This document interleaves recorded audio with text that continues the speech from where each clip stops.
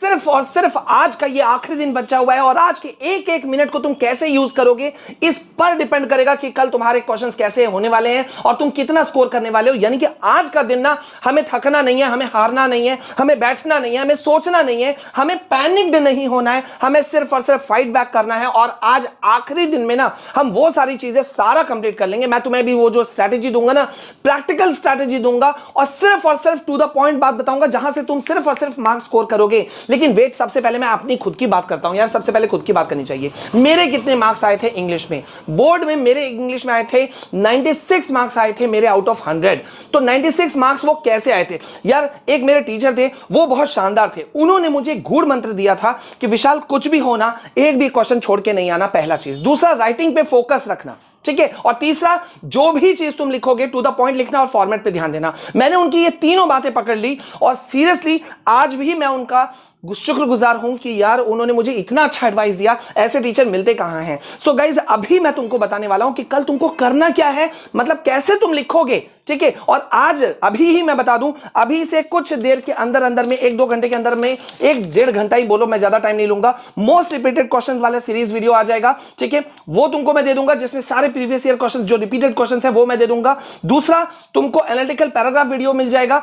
तीसरा, time management कल तुम कैसे करोगे। अभी मैं तुमको कल एक बहुत इंपॉर्टेंट वीडियो दे चुका हूं कि किस सेक्शन को तुम्हें पहले करना है, ठीक है।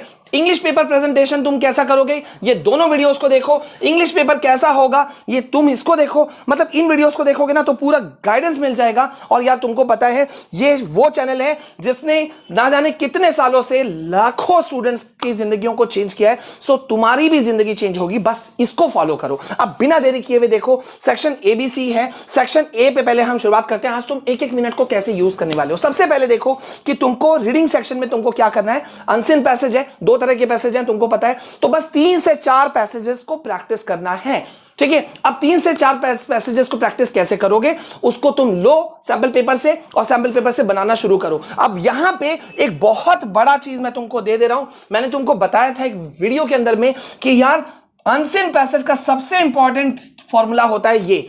तुम चाहो तो जो प्रैक्टिस क्वेश्चन पेपर सीबीएसई ने दिया था ना, चाहो उसको देख लो, चाहो सैंपल पेपर को देख लो, सब जगह मिल जाएगा। सिर्फ लड़के पहचान नहीं पाते हैं। पता है क्या होता है कि अनसीन पैसेज का जब तुम सॉल्व करोगे तो ध्यान देना कि जो पहले क्वेश्चंस आएंगे ना, स्टार्टिंग क्वेश्चन जो होगा उसका आंसर स्टार्टिंग पैराग्राफ में ही मिल जाता है। मतलब पहला क्वेश्चन आया तो पहला पैराग्राफ में तुमको उसका आंसर मिल जाएगा। बाद वाले जो क्वेश्चंस आते हैं उनका धीरे धीरे नीचे वाले पैराग्राफ्स में आंसर बढ़ते जाता है। ये एक पॉइंट है, तो इसको ध्यान में रखते हुए तुम पढ़ो। दूसरा, जब तुम पैसेज पढ़ रहे होगे तो आज ये जरूर करना कि कुछ कुछ जहां जहां तुमको लगता है, क्योंकि क्वेश्चन तो पहले तुमने अनसीन पैसेज पढ़ने से पहले देख लिया, तो कीवर्ड्स जहां जहां मिलेंगे उसको अंडरलाइन करते हुए चलना, ठीक है।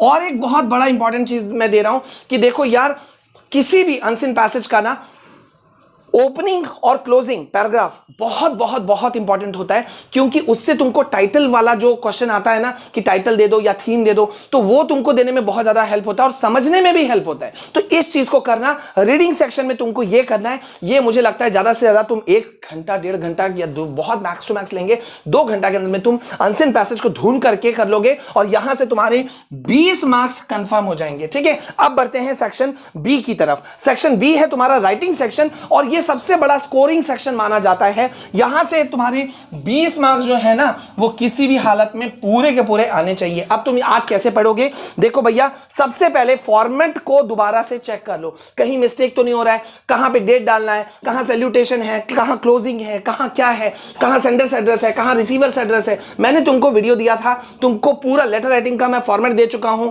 ठीक है। जो अनसीन पैसेज है उसका ट्रिक वीडियो, शॉर्टेस्ट वीडियो मैं दे चुका हूं, ठीक है। तो उसको देख लेना, लिंक आज मैं ये सबके वीडियो के अंदर में डाल दूंगा। अभी तक मैं नहीं डाल पाया था, लेकिन आज इस वीडियो के अंदर में सबका मिलेगा। अब लेटर राइटिंग में तुम क्या करोगे, सबसे पहले आज 3 से 4 लेटर राइटिंग भी प्रैक्टिस कर लो। लेटर राइटिंग लिखने में टाइम कितना लगता है यार, 3 से 4 लेटर राइटिंग कर लोगे ना तो कल ढूंढ करके लिख कर आओगे। बस किसको ध्यान रखना है, फॉर्मेट को ध्यान रखना है। अच्छा, इस पे भी लेटर राइटिंग को लिखते वक्त में ध्यान ये रखना होता है कि टीचर जो होता है, ठीक है, एक समय मैं स्टूडेंट था, आज मैं कॉपी इवैल्यूएशन प्रोसेस का, मैं खुद एग्जामिनर हूं, मैं खुद सेंटर्स में एग्जाम लेने जाता हूं, मैं खुद कॉपी चेकिंग प्रोसेस में रहता हूं, पिछले 10 साल से ऊपर हो गए मेरे को ये करते हुए। तो आई कैन टेल यू कि यार कैसे हम लोग क्या चेक करते हैं। तो लेटर की जब बात करते हैं तो वहां पे हम लोग देखते हैं सबसे पहले कि फॉर्मेट कैसा है, ये हो गया, स्टार्टिंग कैसा बच्चे ने लिखा, बॉडी कैसे लिखा है और एंड कैसे किया, ये सबसे इंपॉर्टेंट चीज हम लोग मानते हैं, ठीक है, मतलब एक एग्जामिनर मानता है। दूसरा, शॉर्ट एंड क्रिस्प लिखना। आज जो तुम 3 से 4 लेटर राइटिंग प्रैक्टिस करोगे ना, उसको शॉर्ट और सिंपल, मतलब तुमने जिस तरह का क्वेश्चन तुमको दिया हुआ है उसके ऊपर में जो तुम लिखना शुरू करोगे, फॉर्मेट में ध्यान दो, और बॉडी जो इंट्रो है, बॉडी है, और लास्ट में कंक्लूडरी पार्ट, और फिर लास्ट में जब तुम थैंकिंग यू करके लिखते हो, खत्म करते हो, बस इस पे ध्यान दो, तुम्हारे मार्क्स पक्के। अब आते हैं एनालिटिकल पैराग्राफ में। अगेन एनालिटिकल पैराग्राफ में तुम फॉर्मेट पे फिर से ध्यान दोगे, ठीक है। देन 3 से 4 तुम एनालिटिकल पैराग्राफ के क्वेश्चंस को सैंपल पेपर से प्रैक्टिस कर लो। अरे बहुत इजी है, तुम्हारे पास सैंपल बुक नहीं है, तुम नेट सर्च करो, तुमको वहां कितने फ्री मिल जाएंगे। 3 से 4 बस करो ना, मैं ज्यादा नहीं बोल रहा हूं, 3 से 4, ठीक है। ये सब में कितना टाइम लगेगा, कुछ नहीं लगेगा यार। और मैंने कहा है तुमको, कल मैंने दिखाया था, मैं लगातार दिखा रहा हूं कि अगेन एक एनालिटिकल पैराग्राफ में भी सबसे पहले 2-3 लाइन का इंट्रो होता है, ठीक है, फिर एक लाइन छोड़ करके बॉडी ऑफ द लेटर होता है, फिर एक लाइन छोड़ करके कंक्लूडरी पार्ट होता है। बस ये तुमने कर दिया, तुम्हारे मार्क्स पक्के हैं, एनालिटिकल पैराग्राफ के मार्क्स कहीं तुमको नहीं जाने वाले। तो 3 से 4 ये करना है, 3 से 4 ये करना है। अब आते हैं ग्रामर सेक्शन में। ग्रामर सेक्शन में मैं टू द पॉइंट तुमको 3 पार्ट दे रहा हूं, 3 कर लेना, तुम्हारे हो जाएंगे। पहला, एरर कनेक्शन में तुमको ध्यान देना है, ठीक है। एरर करेक्शन वाले जो कुछ क्वेश्चंस हैं उसको तुम सैंपल पेपर से सॉल्व कर लो, ठीक है। अभी ग्रामेटिकल ज्यादा नहीं घुसना, मॉडल्स में is M R was where ये सब जो होता है, कैन कुड विल वुड, इस पे तुम थोड़ा सा प्रैक्टिकल नॉलेज तुम थोड़ा सा देख लो, उठा करके कुछ क्वेश्चंस को सॉल्व कर लो, हो जाएगा तुम्हारा, ठीक है। और रिपोर्टेड स्पीच जो है इस पे तुम ध्यान दो। अब जैसे कि विल आता है तो वो कन्वर्ट होता है, तो किस में कन्वर्ट होता है, वुड होता है। विल बी होने से वो किस में कन्वर्ट होता है, वुड बी में होता है। ज्यादातर सेंटेंस जो आते हैं रिपोर्टेड स्पीच वाले, जो तुमको रिपोर्ट करने के लिए देते हैं, कुछ कन्वर्सेशन रहता है और उसके बाद में सेंटेंस आता है क्वेश्चन, तो उसमें तुमको क्या करना होता है, ज्यादातर पास्ट टेंस में आंसर बनता है। बस इस बात का ध्यान रखो, ये तुम्हारा हो जाएगा। तो इसको करने में तुमको मैक्स टू मैक्स कितना लगेगा यार, 2-2.5 घंटा से ज्यादा नहीं लगने वाला। तुम 3-4 लेटर राइटिंग करोगे तब भी, 3-4 एनालिटिकल पैराग्राफ करोगे तब भी, और जो थोड़ा बहुत इसको पढ़ोगे तब भी, 2 से 2.5 घंटा, मैक्स टू मैक्स 3 घंटा हो गया। अब आते हैं सेक्शन सी की तरफ। 40 मार्क्स है यार यहां पर, 40 मार्क्स, तो ऐसे तो हम जाने नहीं देंगे ना। लेकिन आज के लिए करना है क्या है, आज के लिए ये करना है, हर चैप्टर का, जितना चैप्टर का तुम समरी पढ़ सको वो पढ़ लो, पहला। दूसरा, कैरेक्टर्स पे ध्यान देना। अक्सर यही गलती होती है कि कैरेक्टर का नॉलेज नहीं होता है, कैरेक्टर्स पे ध्यान देना। ये हो गया कंप्लीट। लॉन्ग क्वेश्चंस को उठा करके जरूर देख लो, ये मेरा तुमको एडवाइस है। हर चैप्टर के कुछ लॉन्ग क्वेश्चंस को, कुछ नहीं तो कम से कम पढ़ लो, रटो मत, पढ़ लो। देखो, अगर किसी चैप्टर का तुमको समरी आता है, हिंदी आता है, ठीक है, तो हिंदी आता है तो तुमको उसका आंसर लिखने में दिक्कत होगा। तुम, जहां तक मुझे लगता है, most of the students English में कम से कम बोलने में अच्छे ना भी हो तो क्योंकि कॉन्सेप्ट मालूम है तो वो लिखने में अच्छे हो जाएंगे, है ना।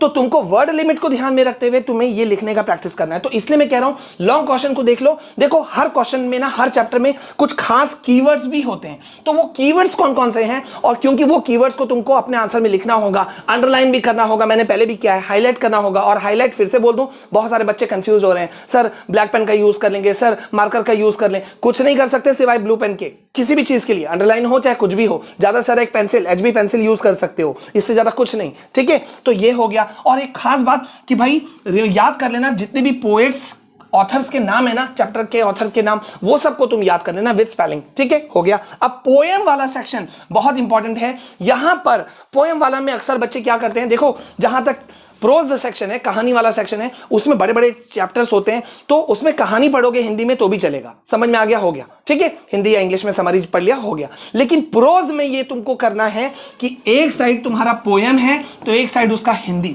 दोनों को एक साथ पढ़ो। इसलिए मैंने लिखा है पोएम प्लस स्टोरी एक साथ, ठीक है। इससे क्या होगा, एक्सट्रैक्ट वाला पार्ट तुमको समझने में आसानी होगा। अगर एक एक जो एक एक पोएम है उसको तुम पढ़ोगे ना, यहां पढ़े एक पैराग्राफ को, फिर यहां पढ़े उसका हिंदी एक पैराग्राफ, फिर यहां हिंदी इंग्लिश पढ़े, फिर यहां इसका हिंदी पढ़े, तो वर्ड मीनिंग भी पकड़ में आएगा। और तुमको एक्सट्रैक्ट में जब तुम आएगा क्वेश्चन तो तुम उसको तोड़ लोगे। तो एक्सट्रैक्ट बेस्ड क्वेश्चंस को तुम थोड़ा प्रैक्टिस कर लेना, पोएट के नाम पे ध्यान देना। और सबसे बड़ी बात ये कि थीम, टाइटल, इस पे भी थोड़ा सा ध्यान रखना कि क्या कुछ हो सकता है, क्योंकि कभी कभी ऐसा क्वेश्चन आता है कि यार ऐसा किया तो कैसा किया, किस तरह से किया। तो भाई अभी के लिए मेरा ये एडवाइस है कि आज मन शांत होकर के करो। और ये ठान लो कि यार मुझे करके आना है और करके आना है। आज डिस्ट्रैक्ट नहीं होना बच्चा, कल एग्जाम लिख करके आना, रिलैक्स हो जाना, सो जाना, टीवी देख लेना, सब कुछ कर लेना। अभी नेक्स्ट पेपर के लिए कम से कम 2-3 दिन 4 दिन का तुमको टाइम मिलेगा ना, नेक्स्ट पेपर तुम्हारा साइंस का है, टाइम मिलेगा ना। बट अभी आज के लिए खट लो, कल सुबह पैनिक नहीं होना। और कल मैं तुम्हारे सेंटर पर आ रहा हूं, ठीक है, तुम्हारा रिएक्शन लेने के लिए तुम्हारे साथ खड़ा होऊंगा। मैं 150 किलोमीटर दूर चल के जाऊंगा, ठीक है, जहां मैं जा रहा हूं वहां वो मेरे घर से 150 किलोमीटर है, तो मैं सुबह निकलूंगा कल, और कल मैं तुमको सेंटर पे मिलूंगा, ठीक है, तुम सबका। तो तुम भी मुझे अपना रिएक्शन वीडियो भेज सकते हो 1 से 1.5 मिनट का, वो हम अपने चैनल पे डालेंगे, ठीक है। तो आज ये फॉलो करो और एकदम बोर्ड को फोड़ कराओ, लिख देना कमेंट सेक्शन में, और साथ में मुझे ये भी बताना कि तुमने किस सेक्शन को पहले करने का फैसला लिया है, ठीक है। अभी के लिए बस इतना, मिलते हैं नेक्स्ट वीडियो में। जय हिंद, जय भारत।